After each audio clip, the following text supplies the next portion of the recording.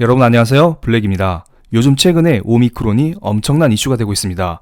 오미크론은 기존의 델타 바이러스와 달리 단백질 스파이크가 2배나 많아서 강한 전파력을 지닌다고 합니다. 그래서 처음에 오미크론 바이러스가 시장에 딱 터졌을 때 사람들은 엄청 쫄았습니다. 이거 델타보다 훨씬 큰 놈이 오는 거 아니야? 제2차 경제 위기가 오는 거 아니야? 다들 이런 공포에 휩싸였었죠. 그래서 경제 상황을 알 수 있는 국제 유가를 보겠습니다. 오미크론이 처음 나왔을 때 WTI 국제 유가는 13%나 떨어졌습니다. 작년 코로나 경제 위기 때 20%대 하락이 나왔고 마이너스 유가까지 경험했었던 적이 있었죠. 그리고 나서 국제 유가는 꾸준히 상승하는 모습을 보여왔었는데 마이너스 13%라니 경제 위기 이후 처음으로 맞이하는 두 자릿수 하락폭인 것 같습니다. 그리고 나서 오미크론의 증상에 대한 여러 기사가 나오고 있습니다. 미국도 오미크론 확진자 처음 발생, 경미한 증상 뒤 회복 중이라고 합니다. 한국도 마찬가지죠. 4명은 무증상이었고 1명만 미열이 있었다고 합니다. 어쨌든 많은 사람들이 오미크론 생각보다 약하다 이런 말을 하고 있지만 국제유가 측면에서 보면은 장대 음봉이 나온 것은 확실합니다. 즉 사람들은 앞으로 경제 전망에 대해서 부정적인 견해를 가지고 있다. 무언가 변동성을 더 키울 수 있는 여지가 있다. 이런 것들이 국제유가로 나타난 게 아닐까요? 실제로 많은 사람들이 정말로 오미크론 진짜 별거 아니다 이런 생각을 했었다면 한번 하락했었던 국제유가가 이번에는 반대로 장대 양봉이 나왔어야 되는데 그렇지 않은 것도 사실이고요. 어찌됐든 JP모건에서는 오미크론 관계없이 미국 주식은 내년 말까지 상승한다 이런 말을 하고 있습니다. 왜냐하면 코로나 백신에 따른 면역력이 높아졌고 코로나 바이러스의 사망률은 낮아졌으며 새로운 치료 방식도 나오고 있기 때문이다 이렇게 말했습니다. 조금 전에 말씀드렸던 증상이 경미하든 어쨌든 지금은 악재가 될 수 있는 것은 사실입니다. 실제로 파월 연준 의장도 악재가 될 수 있다는 식으로 말을 했습니다. 파월의 청문회 발언을 보겠습니다. 파월 연준 의장은 오미크론 변이가 인플레이션의 불확실성을 증대시켰다 이렇게 말했습니다. 무슨 말이냐면 지금 물가가 불안정한데 물가가 더 오를 수 있다 이렇게 말한 것입니다. 그리고 구체적으로 파월은 이 바이러스와 관련해서 더 큰 우려는 사람들이 대면으로 일할 의욕을 꺾을 수 있다는 점이라면서 이는 노동시장의 진전을 둔화시키고 공급망 교란을 심화시킬 가능성이 있다라고 염려했습니다. 공급망 교란이 심해지면 물품의 공급이 부족해지기 때문에 물가 역시 더욱더 오를 수가 있겠죠. 이것은 미국의 물가지수입니다. 미국의 소비자 물가지수는 최근에 6.2%를 기록했습니다. 그리고 앞으로 물가의 경로에 대해서 RGB, 레드, 그린, 블루 이 세 가지로 표시했는데요. 과거에 파월 연준 의장은 빨간색 선으로 지속적인 물가 전망을 해왔습니다. 즉 지금의 물가 상승은 일시적이야.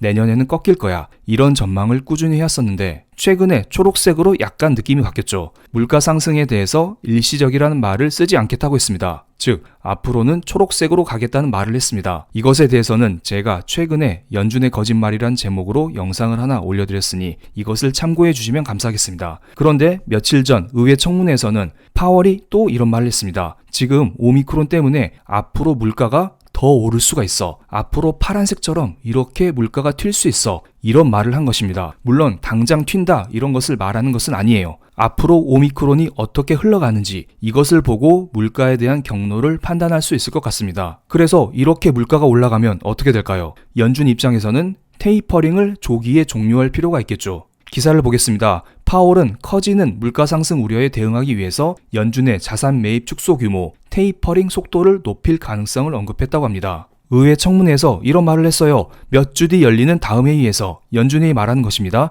자산 매입 축소를 몇 달 일찍 끝내는 게 적절할지를 논의해야 할 것 같다면서 앞으로 2주 동안 12월 초부터 12월 15일까지죠. 이때까지 새로운 오미크론 변이에 대해 더 많은 정보를 갖게 될 것이라고 말했습니다. 그러니까 오미크론이 어떻게 흘러갔는지 체크하면서 우리 테이퍼링 어떻게 할지 이것을 좀 더 구체적으로 정하겠다 이런 말을 한 것입니다. 그런데 사람들은 테이퍼링에 대해서는 면역이 많이 생겨 있습니다. 테이퍼링은 실제로 긴축 정책이 아니에요. 유동성 공급 속도를 줄인다는 것이지 유동성을 줄인다는 것은 아닙니다. 그런데 많은 사람들은 테이퍼링 그 다음에 금리 인상 그것을 걱정하고 있습니다. 그래서 지금 빨라진 테이퍼링에 대해서 걱정을 하고 있는 것이고요. 그런데 지금 물가가 오른다고 그냥 테이퍼링을 해버리면 경기 둔화가 발생합니다. 그래서 우리는 물가뿐만 아니라 경제 상황을 꼭 체크해야 됩니다. 일반적으로 연준 회의가 열리기 2주 전에 연준에서는 경기 동향 보고서를 발표합니다. 그러니까 미국 경제가 지금 어떻게 흘러가고 있는지 연준에서 체크하는 것입니다. 올해 마지막 연준회의를 앞두고 올해 마지막 경기 동향 보고서 베이지북이 공개됐습니다.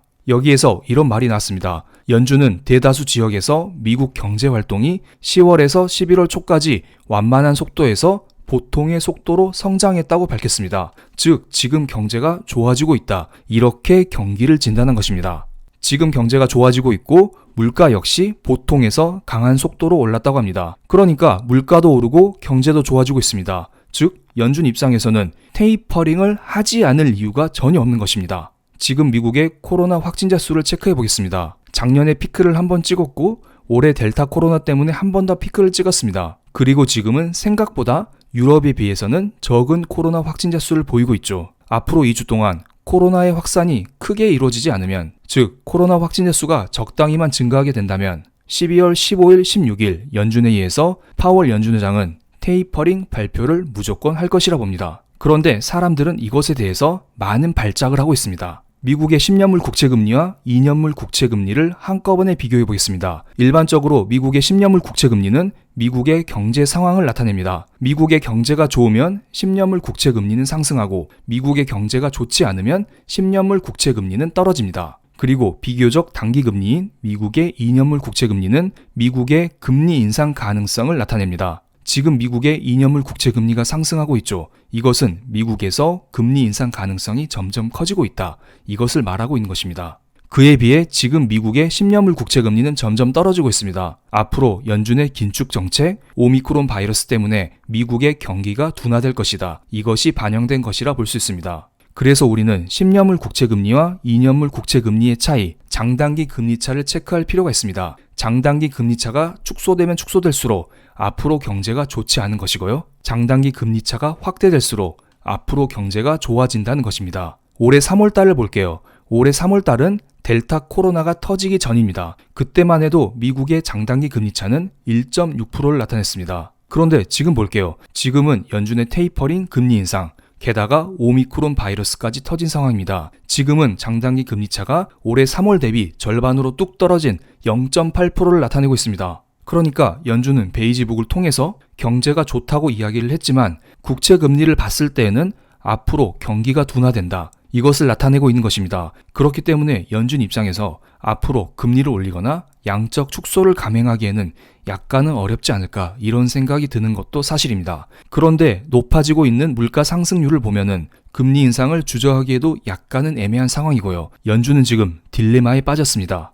긴축을 감행하냐, 긴축을 무르냐. 이러한 연준의 딜레마는 앞으로 스태그플레이션까지 불러올 수도 있는 것이고요. 그래서 지금 증시의 변동성이 더더욱 커지고 있는 것입니다. 이러한 연준의 딜레마에 대해서는 다음 영상에서 조금 더 자세히 다루겠습니다. 그럼 오늘 영상 여기서 마치겠습니다. 감사합니다.